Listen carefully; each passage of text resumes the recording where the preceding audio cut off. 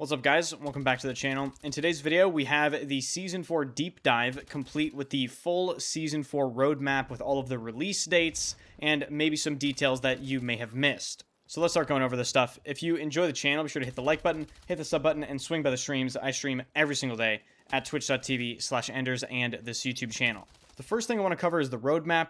The first leg of Season 4 is releasing July 21st, and we'll be getting Sewer Reef, a rib boat, and the new attack boat, as well as a new season of RedSec Ranked, and 3 new weapons, one of which being the VSSM, which is a full auto DMR. That is probably the star weapon of this entire season. The DMR category has always been a little bit ignored and lackluster in this game, in my opinion. So hopefully the VSSM is good, but maybe not as good as the BSVM from 2042. I still have PTSD from that particular weapon. The second leg of Season 4 releases on August 18th, and with that, it brings us Wake Island, the Top Gun mode collaboration Carrier Strike, and yes, this is the Carrier Strike mode you are thinking of. For RedSec, there is a new mode, and there's a new point of interest with a burning aircraft carrier, and then we get the sniper rifle, which is apparently supposed to be the longest range sniper rifle in Battlefield 6. But possibly some of the coolest additions in the second leg have to do with the 2 jets. Remember, guys, we're going to be getting 2-seater jets for the first time in a very long time in Battlefield. And then if you look, there is also going to be a spectator mode plus custom lobbies added. I think it's under the RedSec section because a lot of this stuff is going to first appear in RedSec and then move over to multiplayer.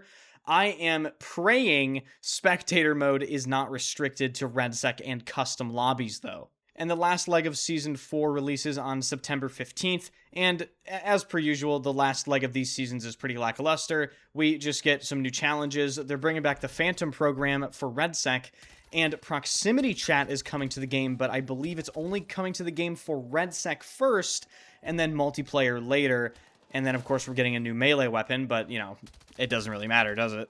Honestly, the saving grace of the last part of Season 4 might be proximity chat, because never underestimate the power of proximity chat when it comes to bringing a ton of people to games. People love screaming and yelling and LARPing in proximity chat. We saw that with Arc Raiders for a little bit there, so we'll just have to see how much popularity that brings. Next up, I want to dive into some more details regarding Season 4 and the specifics. So first, I want to take a look at the attack boat. Obviously, if you played Battlefield 4 and all the naval maps, the attack boats were one of the best parts of those naval experiences. I used to love being in the attack boat, shooting TV missiles and tow missiles and using all the different auto cannons. But I noticed something while watching the gameplay deep dive that I think is actually really weird.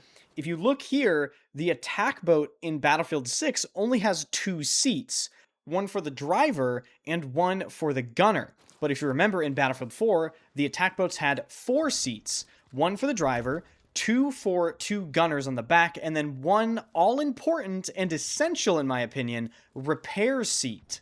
Now, unless I'm missing something, Battlefield 6's attack boat does not appear to have a repair seat. Maybe the gunner and the driver both have a repair option, but I think they got rid of the repair seat for a very deliberate reason. I don't think they want you going on long kill streaks in these boats, guys. I remember games in Battlefield 4 where, you just dominate the whole server, and you deserve to, because you're playing well and you're making the right moves and you're killing the things you need to kill. But I don't think they really want to reward skill too much in Battlefield 6. And of course, we can go into great detail regarding a ton of different design elements across many, many systems of the game that do the exact same thing. But I just think this is another small example of trying to restrict players' ability within the game. And it's very strange to me because aren't they all about teamwork? So why are you removing the repair seat from the attack boat? That was one thing that just kind of threw me off a little bit. The next thing I want to talk about is the new tech they're adding to naval maps. This is the dynamic wave system.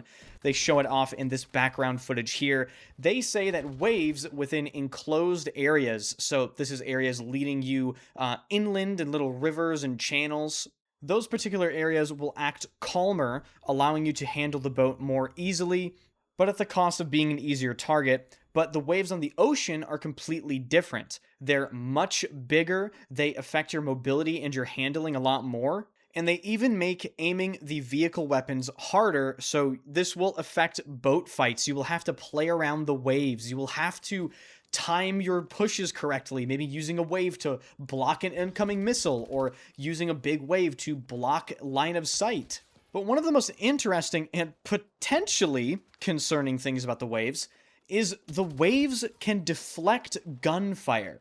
And in the demonstration they provided in the background footage right now, it can deflect a lot of gunfire. They even use the term force field, or I believe shield, in the gameplay deep dive. I mean, is this going to create instances where, like, you literally can't damage some players that are in the water, even though it looks like you have solid shots on them? I assume these waves will only act like a shield if you are shooting through a ton of water. I'm talking like a full wave or multiple feet or meters of water. Sounds like an interesting system. I am definitely going to be very interested to feel how it plays in the gameplay. Onto some new details regarding custom lobbies. It is releasing in the second portion of Season 4. Custom lobbies will have admin controls, so you can kick people, you can move people around, you can move people within different squads. For any sort of community-held event, these custom lobbies are going to be just an essential tool, particularly for the RedSec competitive events that I've been playing in. Setting those up has been an absolute nightmare. We have to constantly restart the lobby. The last tournament I played in, we had to wait an hour before playing the very first game. So custom lobbies are absolutely a welcome addition. And the final thing I want to touch on is the new Top Gun collab. We had that teaser at the end of the initial trailer suggesting there might be a Top Gun collab, and yes, they confirmed it today. I just want to point one thing out about this. Yes, the Top Gun collab is a total fucking mog. It's absolutely nuts, right? Like, Call of Duty's collabing with, what, Nicki Minaj and all this bullshit. Like, whatever, yeah. How about we raise the bar and collab with fucking Top Gun? It's just way cooler. But the thing I want to point out is it's kind of bordering on hypocrisy. Because if you remember, in this trailer, they kind of made fun of Call of Duty's marketing, and then they turn around and release an image like this that almost looks, you know, eerily similar. So I don't know. I mean, it's like, it's borderline, in my opinion, but it's acceptable. So that about does it for this video. I'm going to be very interested to see what I think about these two maps. With Sewer Reef, are you guys anticipating a breakthrough layout? Because I looked at the layout of the map. I'm not really sure how they're going to do that. It might be a Conquest and Escalation only map, and that wouldn't surprise me, considering the sheer size of the map being bigger than Gulmud Railway. With that being said, they somehow managed to make Gulmud Railway breakthrough. The thing that I'm most anticipating about Season 4 is probably getting the attack boats again.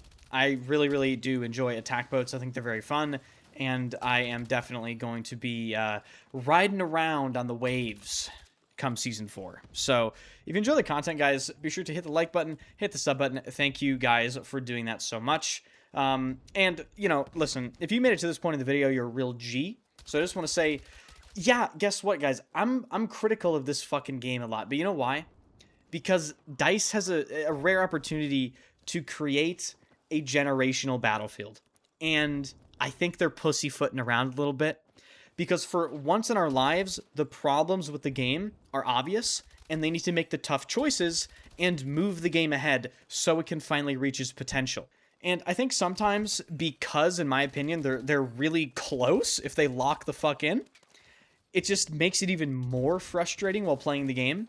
And sometimes, or maybe a lot of the time, I can be a little bit dramatic on stream and all that stuff, but, you know, it's just one of those things where the BS tolerance is at an all-time low recently, and got to build that back up again. It's probably with all the RedSec practice I've been doing for the fucking tournaments. I mean, that just drives me nuts sometimes. But nevertheless, we move forward. We'll be playing in a RedSec tournament today, if you're watching this video when it comes out, so swing by the stream and catch that. Other than that, appreciate you guys watching, and get out of here.